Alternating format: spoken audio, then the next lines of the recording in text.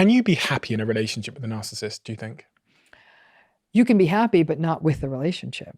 So you don't think you can be happy with the I relationship? don't think so. No. No. I think you can see it with its limitations. And I think, I've met people who have told me everything about narcissistic partners who said they happen to be able to do this one sex thing I love. And so that's just, I mean, all the rest of it's awful. We can't end anyhow. So we do the sex thing and it works for me. Some people will say we both love watching period dramas, and they're my person to do period dramas with. Someone else said we're obsessive about collecting antique fountain pens, and I really can't stand spending time with them, but we get excited when we find a new pen. Someone else said he's a hell of a Scrabble player. You find the one or two things that work for you. Is it happy? I mean, again, we're getting back into philosophy there. That sense of it, what's happy. On that point of sex, are narcissists better in bed?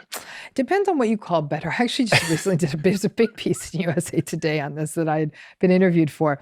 They are very performative lovers. They are, as you can imagine, they almost want applause after the sex act, right? Because they need admiration and validation. So they actually can be rather invested in getting a partner off because they want to be told, oh my gosh, you're the best lover ever. They might want to be very like mirrory sex so they can see their body or your body because it's all, again, very performative. But some narcissistic folks are very selfish lovers. The sex can be a little bit porny, like it's a bit, like a bit over the top. And like I said, it feels performative.